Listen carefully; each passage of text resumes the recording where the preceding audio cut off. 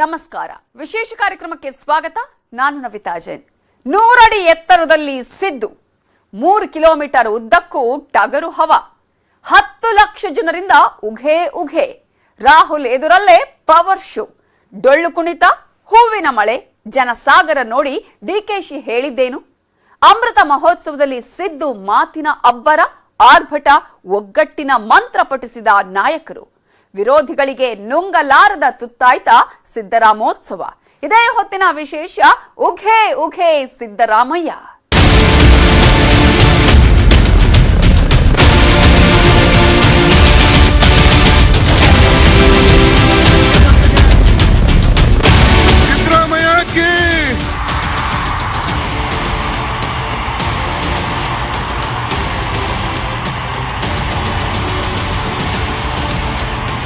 ನಿಮ್ಮ ಕೃಷಿ ಭೂಮಿಯಿಂದ ಪ್ರತಿನಿತ್ಯವೂ ಆದಾಯ ಬರಬೇಕಾ? ಸಾಧಕರು ಹೇಳಿಕೊಡಿ, ತಡ ಮಾಡಬೇಡಿ. ಫ್ರೀಡಮ್ ಆಪ್ ಅನ್ನ ಈಗಲೇ ಡೌನ್ಲೋಡ್ ಮಾಡಿ.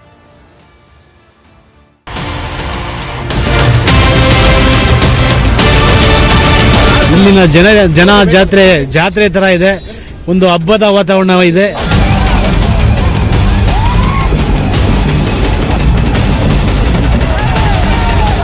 ಇದು ಮತ್ತೊಂದು ಮೈಲಾರೇಶ್ವರ ಜಾತ್ರೆ ತರ ನಡೀತಾ ಇದೆ, ಒಂದು ಬರ್ತ್ಡೇ ಕಾರ್ಯಕ್ರಮ ಅಲ್ಲ. ನಾವು ನಿರೀಕ್ಷೆ ಇಟ್ಟಿದೆ ಒಂದು 6 ರಿಂದ 7 ಲಕ್ಷ ಜನ. ಇವತ್ತು ಆಚೆ ನೋಡಿದ್ರೆ ನನ್ನ ಅನಿಸಿಕೆ ನಮ್ಮ ರಾಜ್ಯದಲ್ಲಿಲ್ಲ, ಇಡೀ ದೇಶದಲ್ಲೇನೆ ಈ ಥರ ಎಂದು ಜನ ಸೇರಿಲ್ಲ ಅಂತ ಜನ ಇವತ್ತು ನಮ್ಮ ನಾಯಕರಾದಂಥ ಸಿದ್ದರಾಮಯ್ಯ ಅವ್ರಿಗೆ.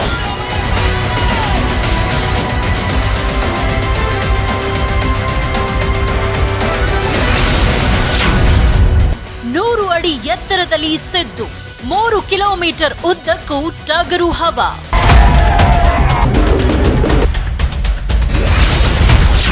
10 ಲಕ್ಷ ಜನರಿಂದ ಉಘೆ. ರಾಹುಲ್ ಎದುರಲ್ಲೇ ಪವರ್ ಶೋ,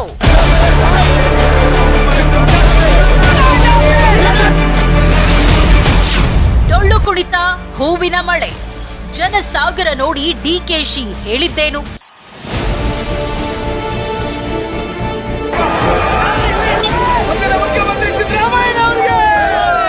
ಅವರು ಅಧಿಕಾರಕ್ಕೆ ಬಂದಿರತಕ್ಕಂಥದ್ದು ಹಿಂದೂ ರಾಷ್ಟ್ರ ನಿರ್ಮಾಣ ಮಾಡಬೇಕು.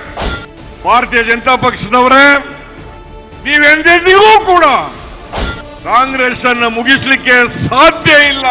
ಸಂವಿಧಾನವನ್ನು ಬದಲಾವಣೆ ಮಾಡಲಿಕ್ಕೆ ಈ ದೇಶದ ಜನ ಬಿಡಲ್ಲ. ನಿಮ್ಮ ಕನಸು ಡಿಕೆ ಶಿವಕುಮಾರ್ ಮತ್ತು ಸಿದ್ದರಾಮಯ್ಯನವರು ಮಧ್ಯೆ ಬಿರುಕಿದೆ. ಎಸ್, ಇದು ಸಿದ್ದರಾಮೋತ್ಸವದಲ್ಲಿ ಸಿದ್ದು ಆರ್ಭಟ, ಅಬ್ಬರ. ಇದು ಟಗರು ಹಾಕಿರೋ ಗುಟುರು. ಇದು 75ರ ಹರೆಯದ ಸಿದ್ದರಾಮಯ್ಯ ಬಿಟ್ಟ ಒಂದೊಂದು ಮಾತಿನ ಅಸ್ತ್ರ, ಒಗ್ಗಟ್ಟಿನ ಮಂತ್ರ ಪಠಿಸಿದ ಕೈಕಲಿ. ಇದು ವಿಪಕ್ಷ ನಾಯಕ ಸಿದ್ದರಾಮಯ್ಯ ಅವರ ರೋಷಾವೇಶದ ಮಾತುಗಳು. ಇದು ಅಮೃತ ಮಹೋತ್ಸವದಲ್ಲಿನ ಸಿದ್ದು ಪವರ್ ಶೋ, ಸಿದ್ದು ಖದರ್ರು ತಿಮಿರು.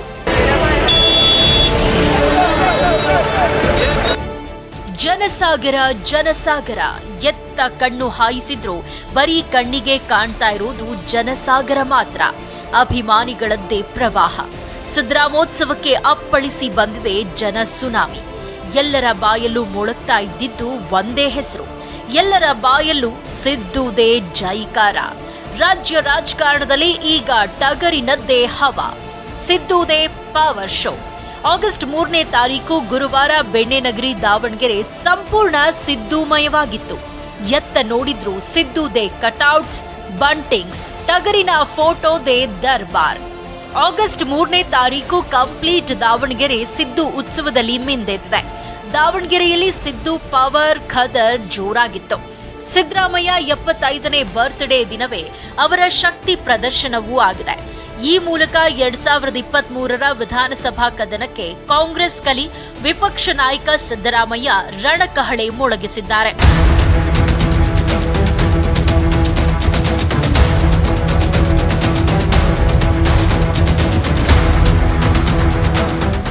ಸಿದ್ದರಾಮಯ್ಯ 75ನೇ ವಸಂತಕ್ಕೆ ಕಾಲಿಟ್ಟಿದ್ದು ಅವರ ಅಮೃತ ಮಹೋತ್ಸವವನ್ನ ನಾ ಭೂತೋ ನಾ ಭವಿಷ್ಯತಿ ಎಂಬಂತೆ ಸೆಲೆಬ್ರೇಟ್ ಮಾಡಿದ್ದಾರೆ ಅವರ ಅಭಿಮಾನಿಗಳು ಮತ್ತು ಬೆಂಬಲಿಗರು. ಇಡೀ ರಾಜ್ಯವೇ ಅಮೃತ ಮಹೋತ್ಸವದ ಹೆಸರಲ್ಲಿ ಆಚರಿಸ್ತಾ ಇರೋ ಸಿದ್ದರಾಮೋತ್ಸವಕ್ಕೆ ಸಾಕ್ಷಿಯಾಗಿದೆ. ತಮ್ಮ ನೆಚ್ಚಿನ ನಾಯಕನನ್ನ ಕಣ್ತುಂಬಿಕೊಳ್ಳಲು ರಾಜ್ಯದ ಮೂಲೆ ಮೂಲೆಯಿಂದ ಜನಸಾಗರವೇ ಹರಿದು ಬಂದಿದೆ. ಸಿದ್ದು ಪರ ಅಭಿಮಾನಿಗಳ ಜೈಕಾರ ಉದ್ಘೋಷ ಏನ್ ಕೇಳ್ತೀರಾ? ಸಿದ್ದುಗೆ ಫ್ಯಾನ್ಸ್ಗಳಿಂದ ಹೂ ಮಳೆಯ ಭರ್ಜರಿ ಸ್ವಾಗತ. ಒಂದ್ ಕಡೆ ಡೊಳ್ಳು ಕುಣಿತ, ಮತ್ತೊಂದ್ ಕಡೆ ಅವರ ಅಭಿಮಾನಿಗಳಿಂದ ಲಡ್ಡು ವಿತರಣೆ.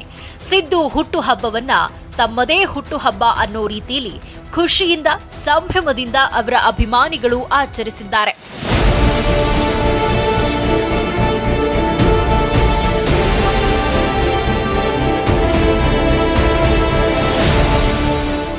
ಶುಭ ಕೋರಲಿಕ್ಕೆ ಬಂದಿದ್ದೀನಿ ರಾಜ್ಯದ ಮೂಲೆ ಮೂಲೆಗಳಿಂದ.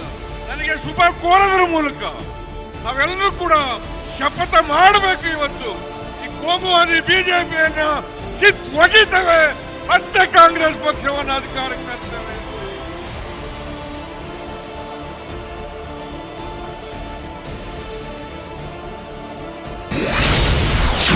ಬೆಣ್ಣೆ ನಗರಿಯಲ್ಲಿ ಸಿದ್ದುದೇ ಹವಾ, ಟಗರಿನದ್ದೇ ಪವರ್. ಸಿದ್ದು ಹುಟ್ಟುಹಬ್ಬಕ್ಕೆ ಹರಿದು ಬಂದ ಜನ ಸುನಾಮಿ. ಇದು ಸಿದ್ದರಾಮಯ್ಯನವರ 75ನೇ ಹುಟ್ಟುಹಬ್ಬದ ಅಮೃತ ಮಹೋತ್ಸವ ಆದ್ರೂ ಕೂಡ ಈ ಬಗ್ಗೆ ಸಿದ್ದು ಕೂಡ ಇದನ್ನ ಅಮೃತ ಮಹೋತ್ಸವ ಅಂತ ಹೇಳಿದ್ರೂ ಕೂಡ ಅವರ ಅಭಿಮಾನಿಗಳು ಮಾತ್ರ ಈ ಕಾರ್ಯಕ್ರಮವನ್ನ ಸಿದ್ದರಾಮೋತ್ಸವ ಅಂತಾನೆ ಸೆಲೆಬ್ರೇಟ್ ಮಾಡಿದ್ದಾರೆ. ಕಳೆದ ಒಂದೆರಡು ತಿಂಗಳಿನಿಂದ ಕಾಂಗ್ರೆಸ್ ಪಾಳ್ಯದಲ್ಲಿ ಹೈಲೈಟ್ ಆಗ್ತಾ ಇದ್ದ ವಿಚಾರ ಅಥವಾ ಸೆಂಟರ್ ಆಫ್ ಅಟ್ರಾಕ್ಷನ್ ಆಗ್ತಾ ಇದ್ದ ವಿಚಾರ ಅಂದ್ರೆ ಅದುವೇ ಸಿದ್ದರಾಮೋತ್ಸವ. ಕೊನೆಗೂ ಅವರ ಅಭಿಮಾನಿಗಳು ಅಂದುಕೊಂಡಂತೆಯೇ ತಮ್ಮ ನಾಯಕನ ಹುಟ್ಟುಹಬ್ಬದ ಉತ್ಸವವನ್ನ ನಾ ಭೂತೋ ನಾ ಭವಿಷ್ಯತಿ ಎಂಬ ರೀತಿಯಲ್ಲಿ ಆಚರಿಸಿದ್ದಾರೆ. ರಾಜ್ಯದ ಇತಿಹಾಸದಲ್ಲಿ ಒಂದು ಐತಿಹಾಸಿಕ ಕಾರ್ಯಕ್ರಮವನ್ನೇ ಮಾಡಿದ್ದಾರೆ ಅಂದ್ರೂ ತಪ್ಪಾಗ್ಲಿಕ್ಕಿಲ್ಲ.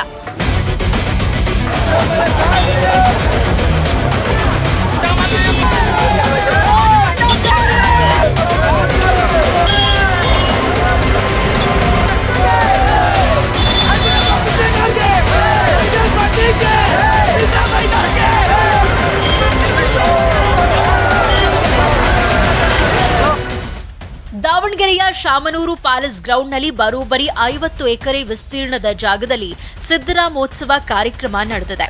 ಇಲ್ಲಿ ಒಟ್ಟು ಕಾರ್ಯಕ್ರಮಕ್ಕೆ ಅಂತಾನೆ 6 ವೇದಿಕೆಗಳನ್ನ ನಿರ್ಮಾಣ ಮಾಡಲಾಗಿತ್ತು. 2.5 ಲಕ್ಷಕ್ಕಿಂತಲೂ ಹೆಚ್ಚು ಚೇರ್ಗಳನ್ನ ಹಾಕಿ ಜನರಿಗೆ ಆಸನದ ವ್ಯವಸ್ಥೆಯನ್ನ ಮಾಡಲಾಗಿತ್ತು. ರಾಜ್ಯದ ಮೂಲೆ ಮೂಲೆಗಳಿಂದ ಬರೋಬ್ಬರಿ 8 ಲಕ್ಷಕ್ಕೂ ಹೆಚ್ಚು ಜನ ಸಿದ್ದು ಉತ್ಸವವನ್ನ ಕಣ್ತುಂಬಿಕೊಂಡಿದ್ದಾರೆ ಅಂತ ಹೇಳಲಾಗ್ತಾ ಇದೆ. ಇನ್ನು ಸಿದ್ದರಾಮೋತ್ಸವಕ್ಕೆ ಆಗಮಿಸಿದ ಅಭಿಮಾನಿಗಳ ದಂಡನ್ನ ನೋಡಿದ್ರೆ ನೀವು ಒಮ್ಮೆ ಶಾಕ್ ಆಗ್ಬಿಡ್ತೀರಾ. ಜನರ ಜೋಶ್ ಅಂತೂ ಹೇಳತೀರದು. ಈ ಕಾರ್ಯಕ್ರಮವನ್ನ ನೋಡಿದ್ರೆ ಇದು ನಿಜಕ್ಕೂ ಒಬ್ಬ ನಾಯಕನ ಹುಟ್ಟುಹಬ್ಬದ ಕಾರ್ಯಕ್ರಮನ ಅನ್ನುವಂತಿತ್ತು. ಆ ಮಟ್ಟಕ್ಕೂ ಮಾಡಬಹುದಾ ಅಂತ ಎಲ್ಲರೂ ಹುಬ್ಬೇರುವಂತಿತ್ತು ಕಾರ್ಯಕ್ರಮ.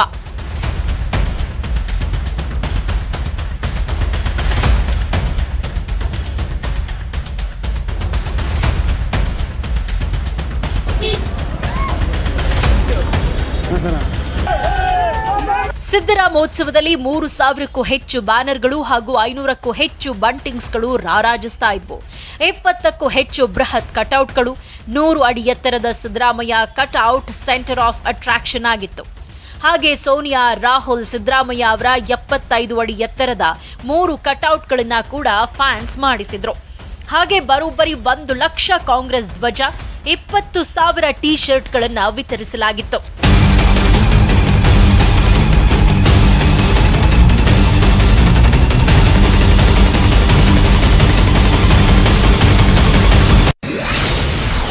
ಅಕ್ಕಿಯಿಂದ ಸಿದ್ಧಪಡಿಸಿದ ಸಿದ್ದು ವಿಗ್ರಹ, ನೆಚ್ಚಿನ ನಾಯಕನಿಗೆ ಫ್ಯಾನ್ಸ್ಗಳಿಂದ ಉಡುಗೊರೆ. ಸಿದ್ದರಾಮಯ್ಯ ಉತ್ಸವ ಇದೆಯಲ್ಲ, ಅದೊಂದು ಬೇರೆಯದ್ದೇ ಲೆವೆಲ್ ಕಾರ್ಯಕ್ರಮವಾಗಿದೆ. ಕಾಂಗ್ರೆಸ್ ನಾಯಕರೇ ಹುಬ್ಬೇರುವಂತಿತ್ತು ಈ ಕಾರ್ಯಕ್ರಮ. ಈ ಉತ್ಸವಕ್ಕೆ ಹರಿದು ಬಂದ ಜನರನ್ನ ನೋಡಿದ್ರೇನೆ ಗೊತ್ತಾಗುತ್ತೆ, ಕೇವಲ ಸಿದ್ದು ಕಾರ್ಯಕ್ರಮಕ್ಕೆ ಬಂದಿದ್ದು ಮಾತ್ರವಲ್ಲ, ಸಿದ್ದುಗೆ ಉಡುಗೊರೆ ಕೊಡೋದ್ರ ಮೂಲಕ ತಮ್ಮ ಅಭಿಮಾನವನ್ನ ವ್ಯಕ್ತಪಡಿಸಿದ್ದಾರೆ. ಮೈಸೂರು ಭಾಗದ ಅಭಿಮಾನಿಗಳು ಸಿದ್ದರಾಮಯ್ಯಗೆ ಉಡುಗೊರೆ ಕೊಡಲು ಅಕ್ಕಿಯಿಂದ ತಯಾರು ಮಾಡಿದ ವಿಗ್ರಹವನ್ನ ತಂದಿದ್ರು. ಅನ್ನಭಾಗ್ಯ ಯೋಜನೆ ಕೊಟ್ಟಿದ್ದಕ್ಕೆ ಸಿದ್ದರಾಮಯ್ಯಗೆ ಅಕ್ಕಿಯಿಂದ ತಯಾರಿಸಿದ ವಿಗ್ರಹವನ್ನ ಗಿಫ್ಟ್ ಆಗಿ ತಂದಿದ್ರು ಸತೀಶ್ ಹಾಗೂ ಉಮೇಶ್ ಅನ್ನೋ ಅಭಿಮಾನಿಗಳು.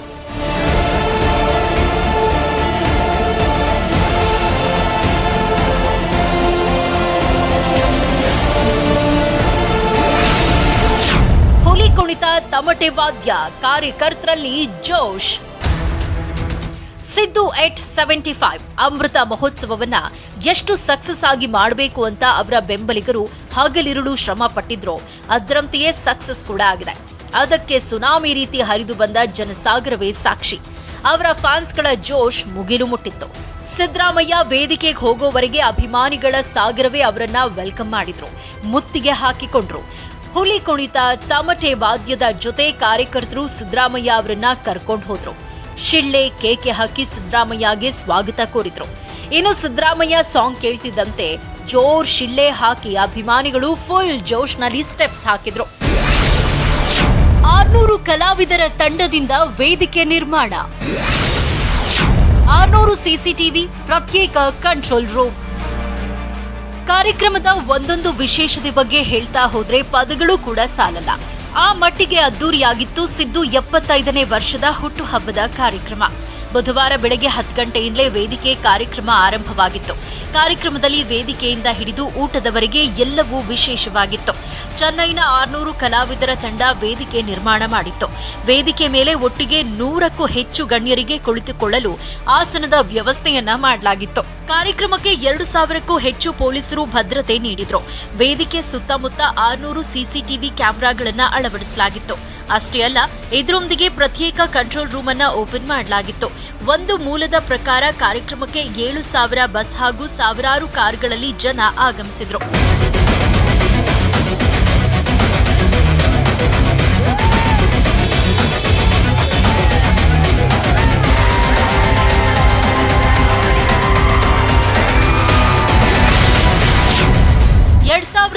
ಅಡಿಗೆ ಸಿಬ್ಬಂದಿ, 408 ಕೌಂಟರ್.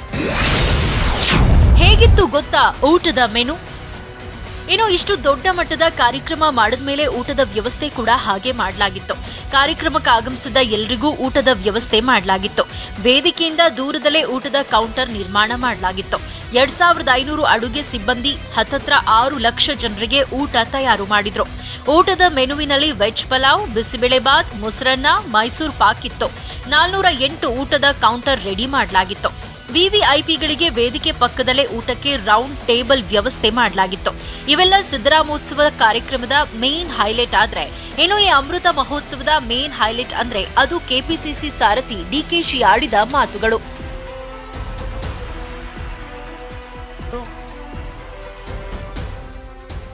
ವೀಕ್ಷಕರೇ, ಇನ್ನು ಸಿದ್ದರಾಮೋತ್ಸವ ಕಾರ್ಯಕ್ರಮ ಏನಾದ್ರೂ ಯಾರಿಗಾದ್ರೂ ನುಂಗಲಾರದ ತುತ್ತಾಗ್ತಾ ಇದೆ ಅಂದ್ರೆ ಅದು ಕೆಪಿಸಿಸಿ ಸಾರಥಿ ಡಿಕೆ ಶಿವಕುಮಾರ್ಗೆ. ಮೇಲ್ನೋಟಕ್ಕೆ ಡಿಕೆಶಿ ಕಾರ್ಯಕ್ರಮದ ಬಗ್ಗೆ ಒಳ್ಳೆ ಮಾತುಗಳನ್ನಾಡಿದ್ರು, ಒಳಗೊಳಗೆ ಕೊತ ಕೊತ ಅಂತ ಕುದೀತಾ ಇದ್ರು. ಇದು ಅವರ ಅಭಿಮಾನಿಗಳು ಮಾಡಿದ ಕಾರ್ಯಕ್ರಮ ಅನ್ನೋ ರೀತಿಯಲ್ಲಿ ಮಾತನಾಡೋ ಮೂಲಕ ಸಿದ್ದು ಅಮೃತ ಮಹೋತ್ಸವದ ಬಗ್ಗೆ ತಮ್ಮ ಅಸಮಾಧಾನವನ್ನ ಆಗಾಗ ಹೊರಹಾಕ್ತಾನೆ ಇದ್ರು. ನಾವು ವ್ಯಕ್ತಿ ಪೂಜೆ ಮಾಡಬಾರದು, ಪಕ್ಷ ಪೂಜೆಯೇ ಮುಖ್ಯ ಅಂತ ಇಂಡೈರೆಕ್ಟ್ ಆಗಿ ಸಿದ್ದುಗೆ ಟಾಂಗ್ ಕೊಟ್ಟಿದ್ದು ಇದೆ. ಆದ್ರೆ ಸಿದ್ದರಾಮೋತ್ಸವ ಕಾರ್ಯಕ್ರಮದಲ್ಲಿ ಮಾತ್ರ ಡಿಕೆ ಶಿವಕುಮಾರ್ ಸಿದ್ದರಾಮಯ್ಯ ಅವರನ್ನ ಹಾಡಿ ಹೊಗಳಿದ್ದಾರೆ. ಸಿದ್ದು ಅವರು ಕೊಟ್ಟಿದ್ದ ಯೋಜನೆಗಳನ್ನ ಶ್ಲಾಘಿಸಿದ್ದಾರೆ. ಬಂಧುಗಳೇ, ಎಲ್ಲ ವರ್ಗದವ್ರನ್ನು ಸಂಘಟನೆ ಮಾಡಬೇಕು. ಸಿದ್ದರಾಮಯ್ಯನ ಯಾವಾಗಲೂ ನೀವು ಹಿಂದುಳಿದ ವರ್ಗ ನಾಯಕ ಅಂತ ಬಿಂಬಿಸಬೇಡಿ. ಸರ್ವ ಜನಾಂಗಕ್ಕೂ ಸರ್ವ ಧರ್ಮಕ್ಕೂ ಸಿದ್ದರಾಮಯ್ಯನವರು ನಾಯಕರು ಅನ್ನೋದನ್ನು ನೀವು ಮರೆಯಕ್ಕೆ ಹೋಗಬೇಡಿ. ಇದು ನಮ್ಮ ದೇಹ.